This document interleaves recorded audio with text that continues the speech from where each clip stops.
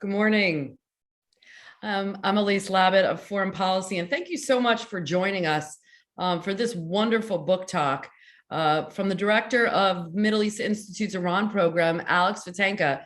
His most recent book, The Battle of the Ayatollahs in Iran, the United States Foreign Policy and Political Rivalries since 1979.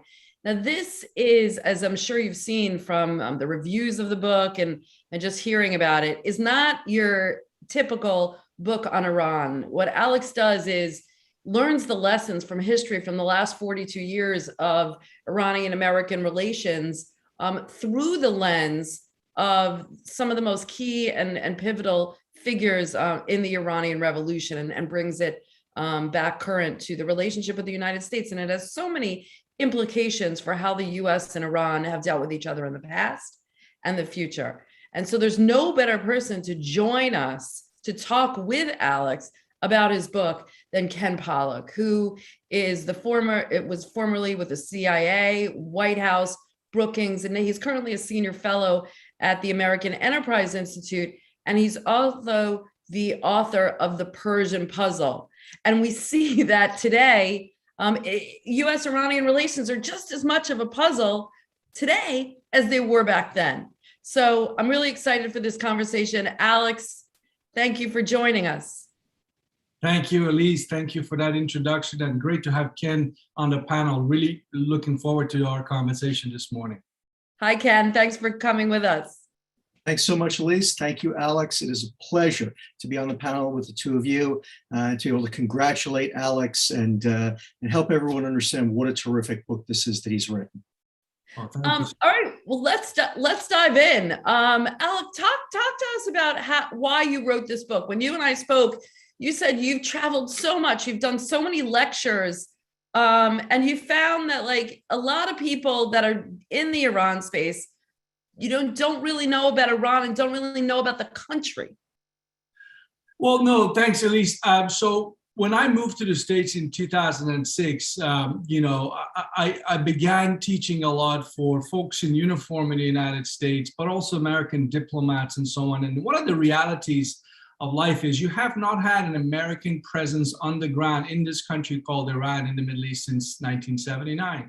So I know a lot of folks from the previous generation, pre-1979, who are fluent in Persian, who have traveled widely in Iran and know everything there is to know about the place. Unfortunately, for the younger generation of American practitioners or interested parties, Iran has just not been that accessible. And there are plenty of good books out there, no doubt about it. Ken's is one of those wonderful books on Iran, and there's plenty of rich history and analysis and plenty more. What I tried to do with my book was two things really, to focus on a key theme. And for me, was to prove the following point, that Iranian leaders since 1979 have always, almost always, put the narrow factional interest over the national interest at the expense of ordinary Iranians. And I do so in the book by following the actions of who I consider to be the most two pivotal important players. I mean, the central characters in the book are the present-day Supreme Leader of Iran, Ayatollah Ali Khamenei, and the man who made him Supreme Leader, who passed away back in 2017. I'm sure he's familiar to most who are watching this, listening to us, Akbar Hashemi Rafsanjani. So these two men are my central characters. And I go back in the book, right at the time of the revolution, 1979, and I kind of explain the personal relationship. And back to your point about why this book, I wanted to tell a story. This is not an academic book. I wanted to put a human face on it. I wanted to say, oftentimes we get carried away talking about Iranian political affairs in terms of describing the hardliners versus the moderates or the reformists and so on and so forth. But obviously, nobody's born a hardliner or a reformer. You evolve into one. And I try to show, I have to be humble, in the book how Khamenei and Rafsanjani are like-minded, how basically there are no major policy differences between the two men for most of the 1980s. But by the time Khamenei is made Supreme Leader in 1989, he takes off in a different direction than Rafsanjani. And in my view, if I could put it simply, Rafsanjani starts to look at regime legitimacy being something you get by reaching out and connecting to the people and delivering for the people. In that sense, he puts economic development at the forefront of what he wants to achieve. And he's president from 1989 to 1997, so he becomes the man with the economic agenda. Now, he doesn't get it right. There's plenty of things that go wrong when he's president. His opponent, increasingly, Ayatollah Khamenei, doesn't believe in economic development as the first priority. He believes in hard power. He focuses on gathering as much security and military power that he can. So he, among other things that he does, and he does it really, really well, is to cultivate that close relationship with the Revolutionary Guards, a relationship that exists to this day. And people forget, Ayatollah Khamenei in the 1980s was not liked by a majority in the ranks of certainly the leadership of the Revolutionary Guards. He wasn't liked. And I give examples in the book in terms of the troubles he had with the senior commanders of the Revolutionary Guards. By 1989, when the old man Khomeini dies, they reach a deal. Khamenei has no base really in society. He doesn't have the religious qualifications. He's got some big pair of shoes to fill from Ayatollah Khomeini. He needs help. And he's looking to Rafsanjani, who's going in a different direction. He's talking about how do we deliver for the people, if you will. And that's just not good enough from the position of Khamenei, who is worried because the direction Rafsanjani was going was in a sense towards a stronger republic and less Islamic theocracy. And he's a supreme leader. He's an unelected supreme leader in the world's only theocracy. The Republican ideas of Rafsanjani, and one shouldn't exaggerate them, but certainly that's where Rafsanjani was going, were seen by Khamenei as a threat. So whatever Rafsanjani tries to do, including making changes in Iran's foreign policy, Khamenei is almost always there to at least slow things down. And if he can and he must, he blocks them. And that's the story. I mean, I obviously don't end in 97 when Rafsanjani leaves the presidential palace, because Rafsanjani remains on the scene. He's too important. It's impossible for Khamenei to sideline him. So Rafsanjani stays on the scene, and he becomes over years the godfather of the so-called moderate reformist camp in the regime. Now, fast forward to today, that duality in the regime arguably is gone. I mean, I don't think anybody credibly can talk about moderates having any power in the Islamic Republic today. If you want to put Hassan Rouhani or Javad Zarif as the moderates, well, they're gone. And then certainly they were closer to Rafsanjani than, say, the president of Iran today, Ebrahim Raisi. So the book sort of follows that personal rivalry, but it focused on those moments where that rivalry has an impact on foreign policy, specifically when it comes to the US. So it is, at least I'll stop here, because I need to say a thank you to the literally thousands of good Iranian journalists and researchers out there that really have done a fantastic job getting to some new information over the last few years. Because when you think about it, press freedom doesn't really exist in Iran. So we're very thankful and grateful for the work of Iranian researchers in diaspora who are tapping into Persian language sources to sort of weave this or to tell a story about how is policy made in the Islamic Republic, and most importantly, at what expense for the Iranian people. Because I really think the choices of Ayatollah Khamenei and the hardline camp is impacting the lives of ordinary Iranian people in a negative way more than anyone else. And one of those victims, victim is an exaggeration. Someone who disagreed with that approach was Rafsanjani, but he's gone. That generation is gone. And the big question for the Islamic Republic going forward is, who's going to push back against the hardline agenda? And I'll stop there, Elise. Alex, thank you. And thank you for setting the scene for us. And I mean, I thought what was really interesting is they kind of, I can see these like two young Iranians at the kind of infancy of the revolution, and they were friends.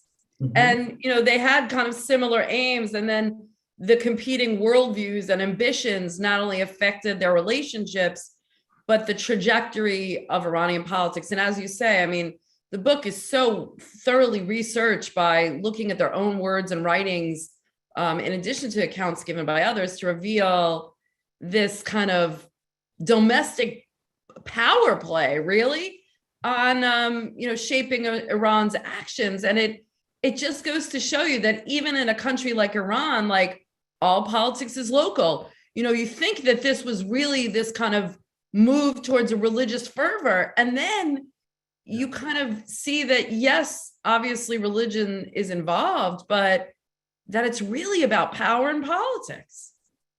Absolutely. Yeah. I mean, look, I love to hear what Ken will say now, because he's the man of wisdom here. But, the religious part, if Khomeini was the grand Ayatollah, he was, there's no doubt about it. You can like or dislike Ayatollah Khomeini, but the founding father was religiously a grand Ayatollah, widely respected. No one has been able to fill his shoes. Khamenei didn't, and the next Iranian supreme leader will not be able to. So the system has really moved in a different direction than maybe some had intended back in 1979. What that direction will look like remains to be seen. Khamenei is 82. At some point, he will pass on, and the people who will come after him could have different ideas. But Khamenei seems to very clearly want continuity to be the agenda. And I think that's why he engineered the way he did the election of Ebrahim Raisi. That's why he's a micromanager. And listen, we have to remember, Khamenei is a man who spent the entire 80s playing second fiddle to Rafsanjani. He never got over that. And he wants power, and he has had plenty of that since 1989, but he did it by being systematic. He took his time. The way he marginalized Rafsanjani was not something he did overnight. It took him a decade. It took him a decade to the late 1990s before he could say, now Rafsanjani can't stand up against me anymore. So I think, Elise, you put your finger on something very important. When we talk about Islamic Republic, this notion that this is a theocracy, men of religion rule, well, that is a simplification of what's really going on in the Islamic Republic, or has been going on since 1979, as I try to sort of tell that story in this book. And I want to get with Ken to how this kind of shaped the relationship with the United States, but I just want to dive a little bit more into the clerical system. I mean, they have these lofty promises of freedom and rooting out corruption, and it's really these clerics' internal rivalries, petty infighting, their personal ambitions and insecurities, and there's so much for these religious clerics. There's just so much kind of drama and betrayal and appetite for power that really kind of, and I read this one review that said it just kind of lays bare this complete lack of moral credence, imagination, and will to improve the lives of the Iranian people. Like, it doesn't, it almost has nothing to do with the revolution, because, and as we see, matters have really worsened for the Iranian people, not just due to the international sanctions and isolation on the global stage, but also at home, because as you point out, Rafsanjani wanted to make all these domestic economic reforms, and Khamenei was like, no, it's really, where I'm going to really be able to make my mark is on foreign policy. Yeah, look, I mean, I think when you look at what the two men started doing, I mean, in 1979, by the way, this is something that I didn't know, but I found out as part of the research for the book. They were in Mecca in November of 1979 together, Rafsanjani and Khamenei. A call comes in that the U.S. Embassy in Tehran has been overrun. They didn't know what to do. They weren't in the know. They had no idea what to do. And they go back to Tehran and they realize that actually this might not be a bad thing.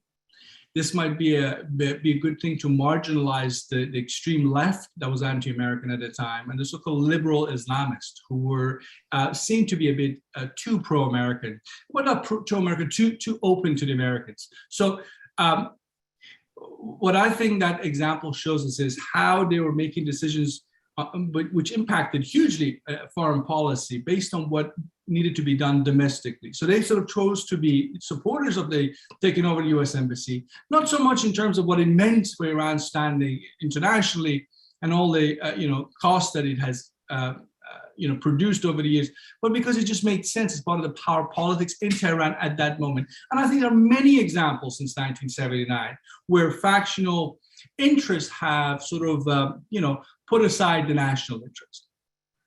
So Ken, we could unpack like a couple of these and of these like pivotal moments in Iranian foreign policy that Alex mentions in the book. Like, start with like 1985, President Ronald Reagan wants to supply weapons to Iran to, secretly to improve the bilateral relationship with the ultimate goal of maybe not falling into Soviet hands. And the clerical regime squanders, this opportunity for a strategic opening with the United States. I mean, and then we'll go forward in history, but you can see that like Iran, there were openings for Iran from world leaders, and the clerics kind of said, you see the seeds of, we're going to be this outlying regime and we're not going to play nice on the international stage.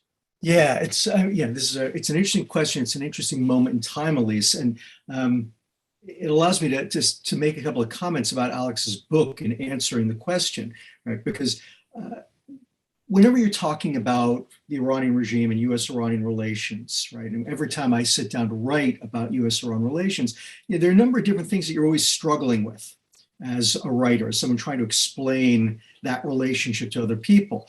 One is that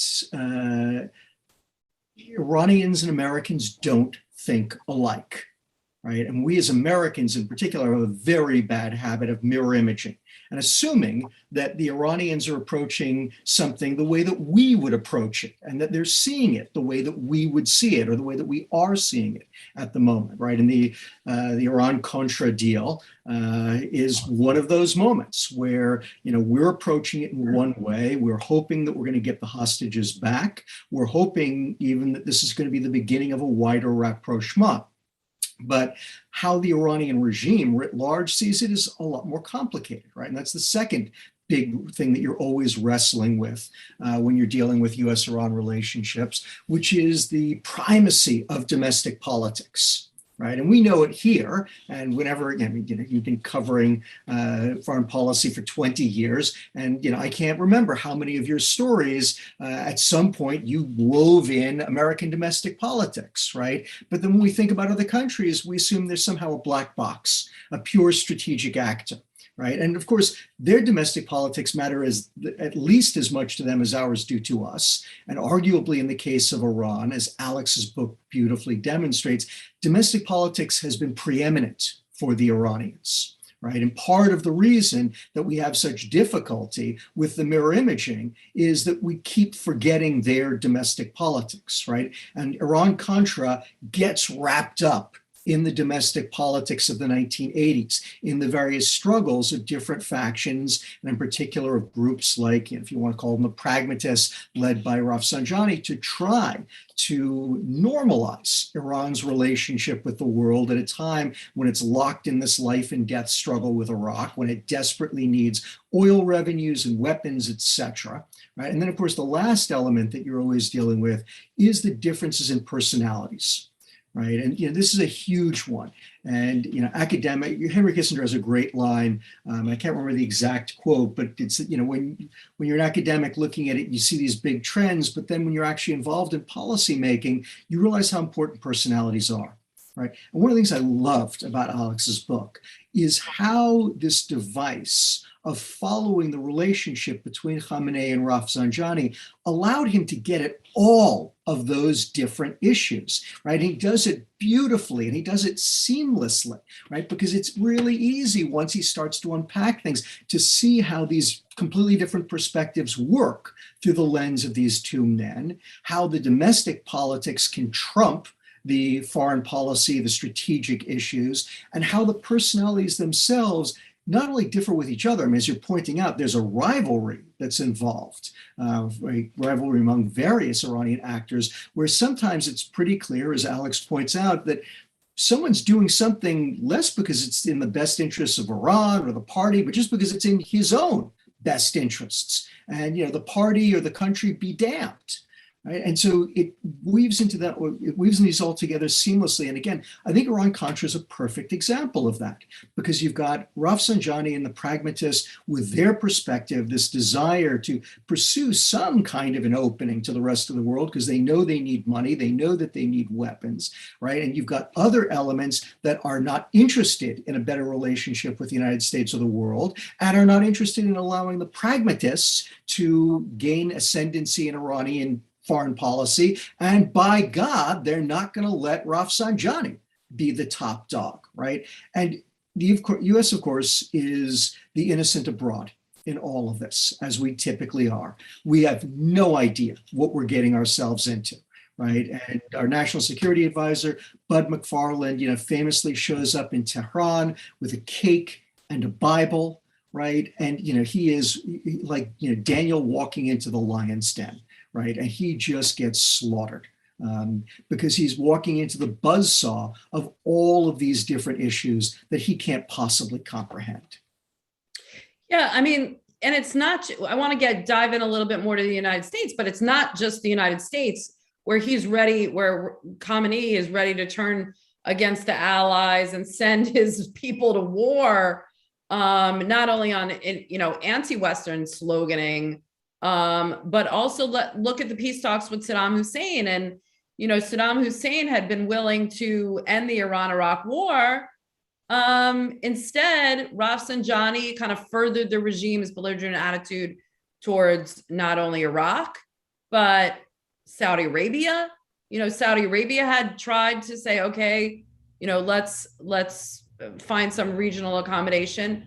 But whether it was Iraq, back during Saddam Hussein, or Saudi Arabia has united Iran's adversaries now, because now Saudi Arabia is financed Saddam's war with Iran. And you see now, Alex's book, we keep, just lauding praise on it, but it's like these aha moments where you see how Iran got itself into this like international pariah status because of the political and maybe there are parallels today to what's happened with Donald Trump and politics here, but you can see the kind of seeds of how Iran's regional position were planted back then. At least, yeah, no. Look, I think we'll come back hopefully to the issue of the region. But let me just, at least if I may, very quickly say something along the lines of what Ken just said on the Iran-Contra. I mean, here you have the United States sending senior leadership to Tehran for purposes that clearly were meant to serve American interest. Here's the Islamic Republic of Iran with an ailing supreme leader. The Cold War still going on.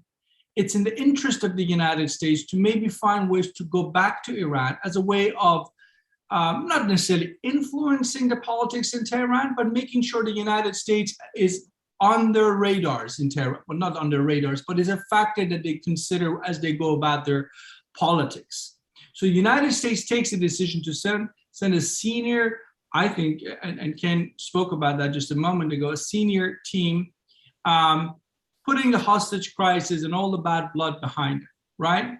What was the Iranian reaction? No one dared to show up to meet this American delegation. They knew they're sitting there in a hotel room waiting for days, but the politics in Tehran meant that nobody did, because they were fearful that if they were seen meeting the Americans, this will come to haunt them politically at home. And I think this is something that happened again and again and again. I mean, the last Iranian president, well, this one, Ebrahim Raisi, doesn't even show up in New York. This is how easy he's made life for himself, because that's too dangerous, that's too risky.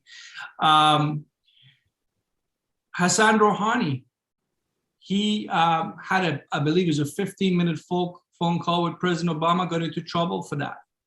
And this, Mohammad Khatami the same, Mahmoud Ahmad. What I'm saying is, if you look at what U.S.-Iran hostility, if you want to call it, has cost Iran, the country, it's quite amazing to me that not more is being done in Tehran to say, Is this policy working?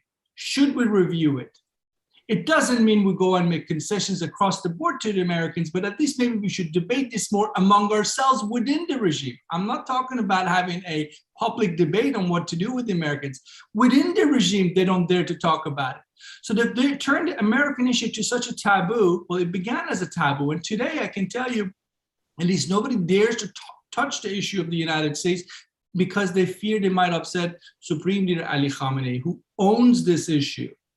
He does not, and he said it repeatedly. Nobody's really allowed to talk about the American question except the Supreme Leader and his inner circle. And clearly, what they care about is their factional interest as opposed to the national interest. I think that's the tragedy. I mean, a country of 85 million people, and supposedly this new Iranian administration wants balanced foreign policy. How on earth can you have balanced foreign policy if the issue of the United States is not being debated at least? I'm not even suggesting go in a different direction, but I'm saying at least show signs that you're debating the merits of staying the course. It's been 42 years since 1979. There's no sign of it, at least not that I can see. And love to hear what Ken has to say on that too, or yourself, Elise. Yeah, Ken, the book kind of leaves us wondering, if Khamenei himself is committed to, keeping the survival of Iran itself under the control of the hardliners, and is willing to fight tooth and nail to preserve itself, like with little interest in kind of changing Iran's position. What happens? Do we have to wait till he dies, till there's a new supreme leader? I don't want to underestimate the impact of a book like Alex's that kind of lays bare that this is not really, and there are clerics that are interested in power, and particularly probably close to the supreme leader himself. But, these are people that were working to further a religious revolution. And I don't want to underestimate the fact that, as Alex said, there hasn't been a debate, but what happens when there's a debate among Iranian thought leaders and power centers that say, hey, this isn't about the country, this is about one man? Like, does something like this, again, don't want to over dramatize the one book, but it seems to me that this is kind of shining a spotlight on the fact that the Iranian Revolution is built on a house of cards almost. Yeah, it's an interesting point. And at one level, you can certainly point to that because in some ways it does always come back to Khamenei. But, unfortunately, let's remember that this regime has proven itself incredibly resilient and durable, right? And, to kind of pick up on the theme of your last question to me, we have seen any number of efforts, first of all, by American presidents to reach out to the Iranians, some more determined than others, some better thought out than others, but nevertheless, time and again, American presidents have tried to reach out to the Iranians and get a better relationship at least started. We've also seen some Iranian leaders who've wanted to do so.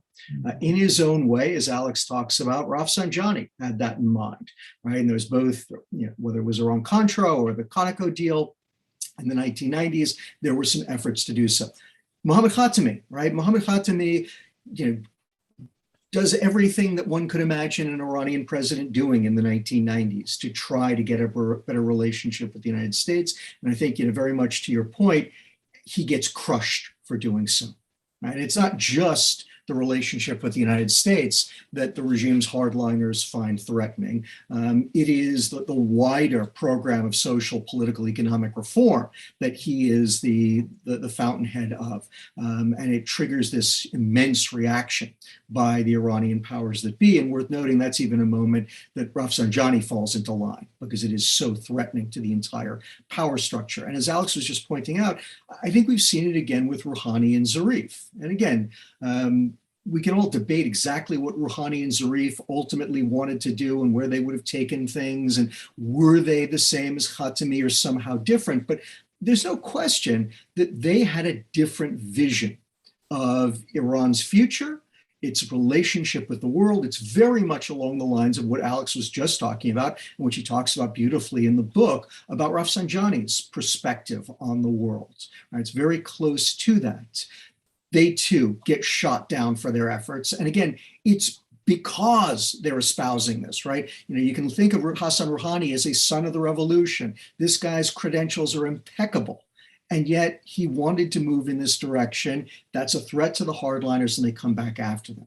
But the point where I think it's always important to take it back to is, again, this point that Alex is bringing out about the importance of personalities, right? Again, one of the things I love about this book is Alex is able to point out that while on the one hand, you do have these different groupings, right? We call them hardliners or principalists, we call them, exactly, reformists, pragmatists, whatever you want to call it. They're out there and they do represent broadly different streams in Iranian thought.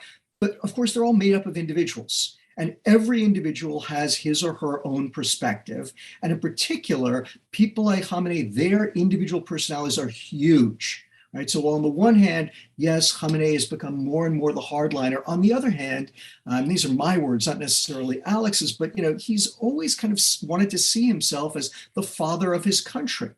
Right. And in particular, right now, and I know this is something that you pay intense attention to, we all do, the nuclear negotiations. Right? Khamenei has repeatedly said that he wants Iran to rejoin the JCPOA. Right? That's really important because most of the hardliners don't. They didn't like the JCPOA. They didn't want to join to begin with. They don't particularly want to join now. Alex and I were both in New York. We were part of a small meeting with the new Iranian foreign minister. I mean, that is not a guy who thinks that the JCPOA is a great agreement for Iran and is eager to rejoin. So if you're just looking at kind of the pure hardline position, that seems to be to the right of where Khamenei is. But again, because Khamenei is a complicated individual, and he is, of course, the apex of the Iranian system, who's trying to play all kinds of different things, right? He has a more complicated view. That opens up the possibility that we could get the renewal of the JCPOA, but because of Iranian domestic politics and because of how Khamenei is trying to stay on top of that, it's also going to be really hard. Is it just on the JCPOA? I mean, what would it take for Iran, for Khamenei to accept that, look at the Middle East? Is there some cooperation that's mutually advantageous? Maybe not cooperation, but at least just kind of ending the, there's this sworn enemy attitude where their whole raison d'etre is to, fight against the United States. And also, and I want to also get Alex's thought on this, are there other when you talk about the personalities, I'm wondering if there are other Rafsanjani types out there in the clerical sense, in the more kind of religious sense, and in his core, Rafsanjani was religious in his core. Or are we just continuing to go down this hard line? Right. No, at least, I'm not hopeful on that one. I don't see any Rafsanjani types that are going to be allowed to come back and, repeat the message of Rafsanjani of softening the image of the reform internationally, but also softening its grip inside of Iran. I just don't see that Rafsanjani figure. Can I interrupt though? But isn't that how they're going to hold on to the revolution itself by at least kind of softening around the edges, where if they continue down the hardline path, the economics of it, the sanctions, everything, it's eventually gonna crumble, maybe. Isn't there, within the clerical system itself, aren't there some that, why is there such a hold on Khamenei if other clerics and other hardliners really are saying internationally, this is not the way we want to go? Well, they don't really have a voice that matters. I mean, they're not allowed to speak or formulate that kind of alternative vision to what Khamenei set out to achieve, which is, this. I guess he has described it in many different words. One way he describes it is sort of pursuit of this Islamic civilization, where he wants Iran to be at the head of the rest of the Muslim world and sort of trying to bring about this perfect system where you have Islamic dogma and modernity to coexist. And part of that, you stand up to Western powers and what he would probably consider to be Westernization and infringement by the West in Muslim lands. I mean, that's basically, in a very simple, simple summary, is what Khamenei is about. There's nobody who sort of has the platform or in a meaningful way who can stand up and come up with a counter to this, or is allowed to be heard. I mean, just take the last Iranian elections. I mean, it was nothing in terms of offering fundamental alternatives to where we are today. So it's not because people don't have ideas, at least. There are plenty of ideas, not in general society, but even among the clergy. Even probably, I'm sure, in the ranks of the Revolutionary Guards, but they just don't have the platform to be able to formulate that alternative vision. Did you want to say? Yeah, I want to open it up. I want to let everybody know that we're taking questions in the Q&A section. We have a couple of questions coming in, but just to put a fine point on what you were saying, do you think there are whispers within the clergy itself?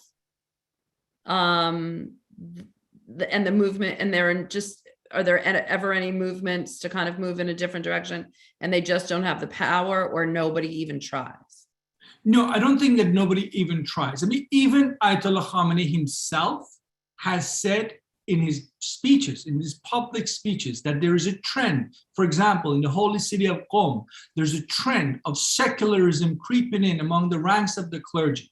What secularism means basically is not that they've given up on Islam, but that there are people within the ranks of the clergy in Qom and in Mashhad and elsewhere, and by the way, they exist next door in Iraq and Najaf as well, that believe that the fusion of Islam and politics is bad for religion. It's bad for the clergy in the long term.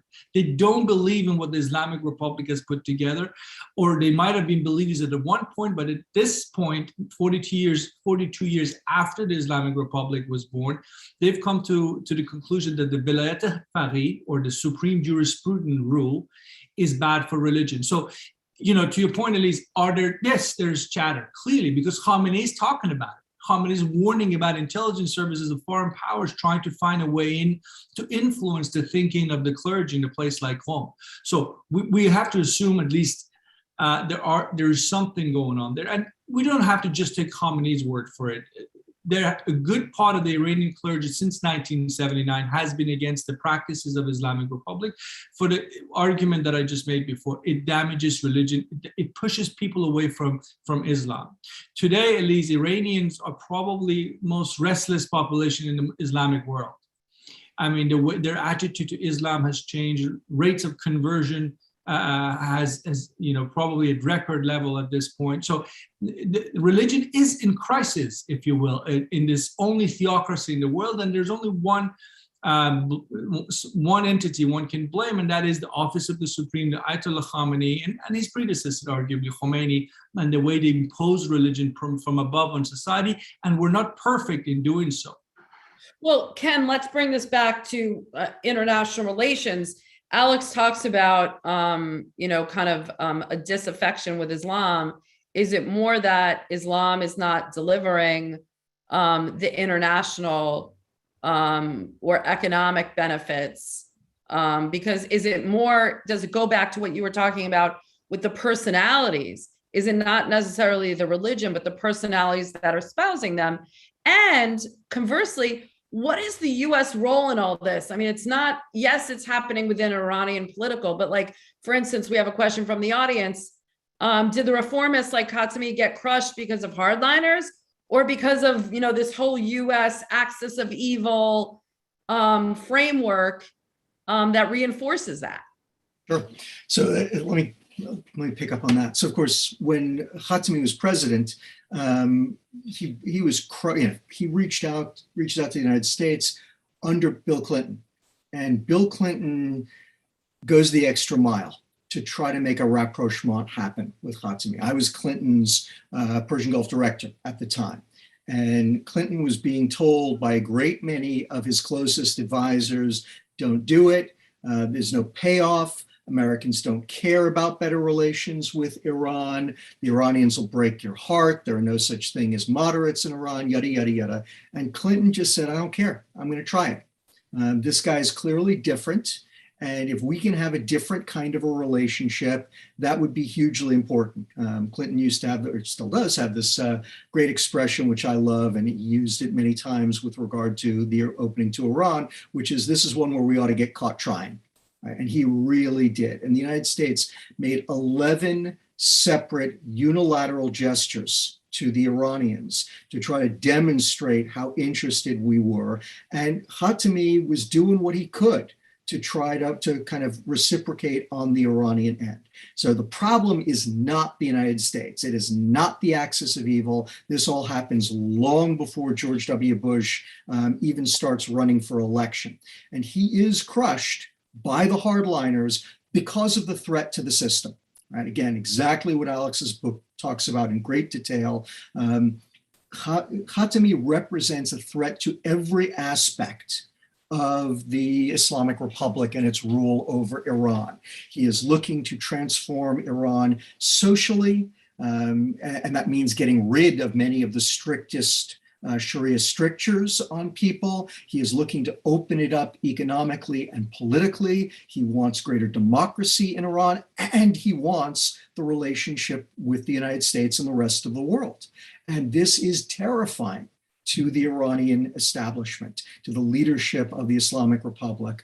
You have this very famous moment when the leaders of the Revolutionary Guard send an open letter to Khamenei, more or less saying, if you don't take care of this guy, we're going to. Qasem Soleimani is one of the people who signs that letter.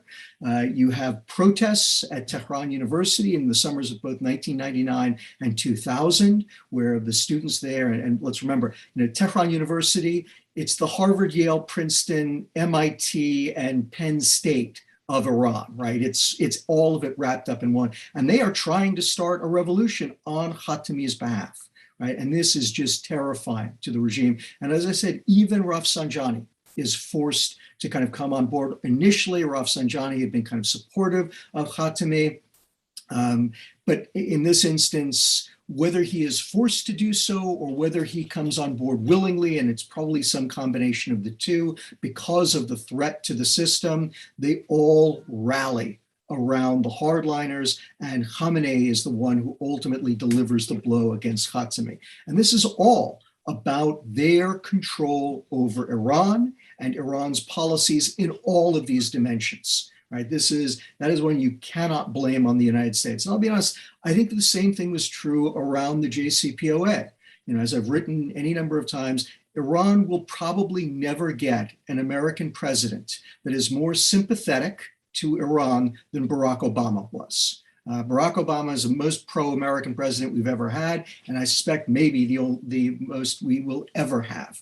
This was a guy who wanted desperately to have a different relationship with Iran, who's told the Saudis that they are going to have to learn to share the Middle East with Iran. I mean, horrible statement. Absolutely, I couldn't believe he'd said that, but talk about something that the Iranians would want to hear.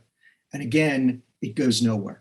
And it goes nowhere clearly in part because the US is being receptive to it, right? So it goes back to that question that you asked about, what is the prospect? What will it take? I in particular took away from Obama's efforts to reach out to Rouhani, to Iran, and Rouhani's efforts to kind of reach an arm back across the oceans, that it probably is going to take some kind of a change in the regime in Tehran before we're going to get that better relationship. If Obama and Rouhani couldn't make it work, I don't have a whole lot of confidence that anyone else could. Alex, there's a question from the audience that says, are you defining the Iranian national interest as just obtaining US and Western investment and becoming liberal, is there an alternate definition that sees maintaining the identity of the Islamic Republic until the US leaves the region? I would argue that they've left the region, but we'll save that for another discussion. But the idea is, is the regime maintaining this hardline view because of the US or in spite of the US, or is there, what happens when the US finally makes that final pivot to Asia, as we see? Does it soften at all? No, it's a great question. To be honest, at least there's no easy answer to this question. But if you look at the history of relations going back to 1979, for example, Ayatollah Khamenei had said nothing to the effect that, United States is bad and has to leave Iran. He had issues with the United States, clearly had very deep reservations about the Shah's, what he called dependence on the United States, and other factors that he pointed to in terms of saying Iran was this sort of client state of the United States, and he didn't like that. So yes, he had some issues that he raised before he returned to Tehran in 79. But fundamentally, there was nothing in the worldview of the Khomeini camp and the Khomeinists, and I include Khamenei in that talked about the United States and the West. That was what the left did. That's what the far left in Iran did in the 70s. So why did it then become so anti-American? Again, to go back to my, to the book, I think, it's because it's a convenient way of playing an issue in order to empower themselves to the extent possible domestically as part of the power politics. Khomeini in February of 1979 told the first group of people who took over the US embassy to get out. What are you doing taking over the American embassy in February of 79? By November of 79, he was all up for it. What happened in those 7-8 months in between? Well, what happened was he thought that he wasn't controlling the outcome of the revolution. He wasn't in charge of the process, and he needed to be in charge of the process, if you will. And I think, taking the American embassy was an effort to consolidate, if you will, to make the revolution more his. Khamenei, by the way, for example, if we're going to go back all to that period, was the most outspoken defender of the F-14s that the Shah had bought from the United States just a few years earlier. And some members of the revolution thought that was waste of money, returned the F-14s. And Khamenei said, what are you talking about? The F-14s are part of our national defense. These are American F-14s, and Khamenei will all up for it. That's a very different Khamenei today, though, because now he looks to China and Russia. And the question is, why did he change so much over the years? And again, I think the answer is domestic power politics. Ken put it beautifully in terms of, Khamenei, to go back to the period Ken was talking about before, hated the fact that Secretary of State Madeleine Albright at one point divided the Iranian ruling elite between the good mullahs and the bad mullahs. Khamenei did not want to be a bad mullah. He was a bad mullah. What if he was a good mullah, though? Well, if he had been a good mullah, that's a great question. What if he felt, what if his perception was that the United States is not after regime change, but actually after coexistence with Islamic Republic, including Khamenei as its supreme leader? That's a policy judgment call. And if the US ever made that policy judgment call, they obviously failed in conveying that message adequately enough to Khamenei that he was convinced. He's not convinced to this day. Anyway, let me stop here, and I know we have more questions. Yeah, Ken, just to pick up on the Chinese angle that Alex raised, we have a question. What is the impact of Iranian-Chinese relations in light of Afghanistan's withdrawal on the impact of U.S.-Iran relations? So, now that China is, kind of moving towards Afghanistan and trying to be more of a player in the region, what is that? And then another question, while we're at it, is the Israel military option still possible or just posturing? So some of these outside players, we always like to, it's kind of like with the US and North Korea, we love to make it just about two countries, but other countries have a say as well. Sure. Let me start with the second piece, the Israel piece, and then say something about China, and segue that into Alex. So in 2013, I wrote a book on the Iranian nuclear program, looking at US options toward dealing with it. And I have a huge chapter on the Israeli military option. And my argument was there is no option here. right? And this is why I've been saying for years, the Israelis are not going to strike. And they didn't strike, of course. And 10 years ago, even 5 or 8 years ago, Israel really did not have a good military option against Iran. At this point, Israel's military option against Iran is actually getting better, right? And it's a combination of things like they have now taken delivery of the F-35. They now have friends in places like the UAE and Bahrain, which might be willing to allow them to refuel their aircraft there, which would be very helpful to them. In addition, as we've seen, the Israelis have developed superb cyber weapons over the course of the last 10 years, and they have also demonstrated a capacity to operate inside Iran. Right? Mossad's covert operations inside Iran are stunning. They are absolutely shocking. And so when you start to think about the development of new Israeli conventional military capabilities, cyber capabilities, and covert action capabilities, that gives them a greater ability to strike Iran. Now, my sense is, in my conversations from various Israelis, they don't necessarily want to strike. There is still a whole bunch of very big issues for them in terms of the geostrategic environment of the Middle East. How do the Iranians respond? How does Hezbollah respond, right? How does the rest of the international community respond? They do have these new relationships with the Gulf states. Do those become targets of Iranian retaliation, right? So this is not a simple issue for the Iranians, for the Israelis. And I don't feel like at this moment I really have a great handle on exactly what Israel's military capabilities are. I felt I had a better handle on them 5 or 8 years ago, but because of the importance of cyber and covert, which are so hard to measure, right, all I can say is it seems clear that Israel's military option probably is getting better and will continue to get better. And at some point in time, probably not within the next year or so, but quite possibly after that, if Iran doesn't return to the JCPOA, I think that, I'll put it this way simply, I think that an Israeli military strike against Iran is actually more likely in the future than it was in the past. As for China, the Chinese-Iranian relationship has been a very curious one in many ways. And again, I think that Alex's book illustrates the aspects of the Iranian system that have made it so curious. On the one hand, strategically, it's very clear that the Iranians are looking to China as a way out of their problems. Chinese diplomatic support at the UN has been very important to Iran. Chinese military assistance has been very important in terms of selling Iran systems that the Iranians can't get anywhere else, and increasingly economically. Right? The Chinese are buying hundreds of thousands of barrels of oil that the United States has been trying desperately to stop since the Trump administration. And that in particular, I think, has been a huge lifeline to the Iranian regime in withstanding the impact of the Trump administration's sanctions on Iran. So at one level, geostrategically, I think the Iranians have figured out a better relationship with China is incredibly important to them. But 2 important buts.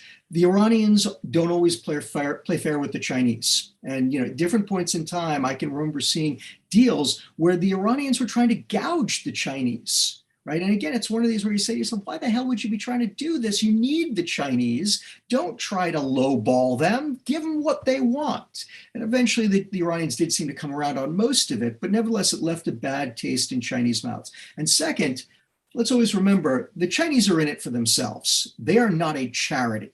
And what's more, they do not, I think, they've yet demonstrated they don't really recognize the utility of long-term alliances the way that the United States does. It's one of the advantages that we have over the Chinese. With the Chinese, everything is transactional. Whatever they can get from the Iranians in the moment, they will try to get it. And if they can do something in the moment to help the Iranians, which means they get something, they'll do that too.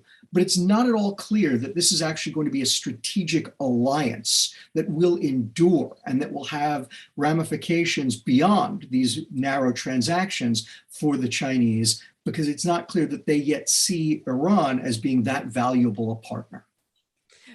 Alex, we talk a lot about personalities today. Let's talk about the IRGC. We have a question from the audience. And this is an interesting, when you talk about Khamenei and the IRGC and the connections, what about the future? I mean, do you consider plausible the theory that Iran is moving towards a creeping takeover by the IRGC, in which, it's become more like a military special services authoritarian regime, kind of akin to Russia, and keeps the Ayatollahs as like a fig leaf, particularly after the supreme leader dies? It's an interesting question.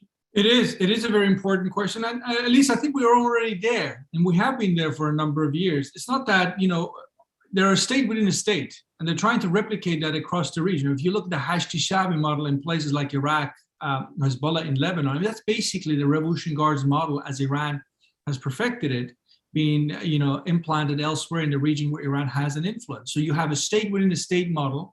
This, certainly terrible for anybody who had any hopes for democracy in any part of the Middle East, because this is exactly what a democracy can live with: unelected officials with guns, and that's what Revolution Guards have. They have military power, they have economic power. I have no idea what percentage of the Iranian economy are in the hands of the Revolutionary Guards, the IRGC. It's a big percentage, though. It's a big percentage. It's a big percentage. And obviously they have very good reason to hide that figure. That just gives them more space to maneuver. They have media. They are heavily involved in Iran's regional agenda. We all remember Javad Zarif resigning when he found out one morning that, my God, the Syrian president is in town, Bashar Assad is in Tehran, and nobody bothered to tell me, and I'm the foreign minister. He resigned, it wasn't accepted, but it just tells you about the influence of the Revolutionary Guards. It's a state within a state, has its own very clear agenda. I don't know where they like to go going forward. I would have suspected that they want a supreme leader like the Iranian president today, Ebrahim Raisi, somebody who is religiously very shaky, somebody who would be beholden to them. Then Iran will be a theocracy in name only, and the Revolutionary Guards will run the show. Khamenei essentially was that in 1989, but Khamenei outsmarted everybody else and gathered so much power for himself. So I said earlier that Khamenei had a tough time filling the big shoes of Khomeini. Well, Raisi will have a tougher time filling the shoes of Khamenei. And that might just be good news for Revolutionary Guards, because that means the clerics become just the symbolic face of the Islamic Republic. You can do anything you want and you justify it and say, it's God's will, or we have the religious backing to do what we do. It's it might just work out. I have no idea what the succession process will look like. It will be something that will be decided, I'm sure, pretty rapidly the day Khamenei dies, almost as if it did in 1989, but I'm sure there's much more planning going on this time around than happened in 89. Very good question on IRGC, but at least let me just quickly react also to a couple of other points. One of the previous question targeted at me talked about, do you believe that Iran has to become a liberal democracy before you can say it's defending its national interest? That's not, I think, what I'm saying, or people who talk about the need for balanced foreign policy argue. What people like me are saying is that Iran's national interest in terms of, take, for example, trade, having the option to trade with nearby Europe, that is serving your national interest. That doesn't necessarily mean that you go in and give up everything in terms of your customs and values. It just means you give yourself the option to have more trading partners. And I would include the United States there. What on earth brings Islamic Republic, Shia Muslim majority Iran, culturally, religiously, politically, ideologically close to Vladimir Putin's Russia today? What is there in terms of, we're China, Communist Party of China. So this notion that the West is alien, and that's why Iran doesn't deal with it, but China and Russia are such natural allies, it's only about one thing. Iran has put itself in a position where it puts anti-Americanism first, and this in turn makes it beholden to any country out there that wants to play that game. So, the anti-Americanism, as I said, and we all know at this point, you've heard it so many times, Elise, and you knew it well before we started this morning, anti-Americanism serves the interest of a small group of people in Iran. It does not serve the interest of the country of Iran, the majority of Iranians. And sooner, whoever is leading Iran comes to admit that much more publicly, openly, and deals with it and takes the country in a different direction, Iran will be better off for it. I don't think Khamenei will be the person to do it. But you would hope, and whatever U.S. can do to shape this, that the next generation of leaders, if there is an Islamic Republic that stays on 2 feet after Khamenei, that next generation of leaders sort of are confronted with this tough reality and make a decision one way or another, and hopefully in a decision that is different from the one they've made since '79. I was going to end it there, but Ken, I'd like you to just take that one point, what he said. What is the one thing the United States could do to help shape that future, kind of soul searching? Because I think what the Trump administration tried to do was highlight the corruption, highlight, the negative things that the regime was doing against the people. But I feel like they weren't doing what Alex was prescribing, which is help shape this kind of soul searching by whether the revolution and this hardline attitude is really serving the United States, serving Iran. I guess the only answer I can give, Elise, is that, it is important for the United States to make clear to the Iranians that at any point in time, a rapprochement is possible. If Iran changes its behavior, and that's the issue, it should be about behavior. If Iran changes the behavior that is anti-American, that is deliberately threatening and aggressive toward the United States and our allies, if it is willing to give that up, rapprochement is entirely possible. But my concern is that, as I said, we've seen successive administrations try that, and so far we've not found a partner in Tehran that is both interested and in power. That's what's got to change. Alex, I'm going to give you the last word, but the same question. What do you think would be the one thing that the U.S. could do that could resonate with the power centers in Iran to give them more, to kind of not, instead of feeding their insecurity, maybe dampening it and give them, some food for thought here? Right. I mean, very briefly, I really think the U.S. needs to first make a decision in terms of what it wants to achieve with its Iran policy. I think the nearest thing we came was with the Obama administration. They decided to ignore everything else and focus on the nuclear issue. And that's basically where we are with the Biden administration. The Trump administration wanted something bigger to include the region and all the rest of it. And that was, something that many of us thought was overly ambitious. The Islamic Republic wasn't going to go there. So the question really in terms of policymakers is, what is it that U.S. cares about the most? You need to almost have order, a list of things that you care about the most, 1, 2, 3, and then get on with that list and look for areas where you can cooperate with them. I think the nuclear issue is something where you can have, at the very least, a return to something that looks like 2015. It won't be exactly the same deal, but something. So you can work on that. And then maybe perhaps you could look for regional files where Iran and the United States could work together. Afghanistan on the Taliban, depending on what happens in that country, could be one. Others will be tougher. Iran's not going to give up, for example, on its support for Bashar al-Assad. So you have to be selective in terms of what it is and identify for overlap. And there are some really tough issues that will make it impossible for U.S.-Iran relations to be normal anytime soon. And the most obvious one is Iran's position on Israel.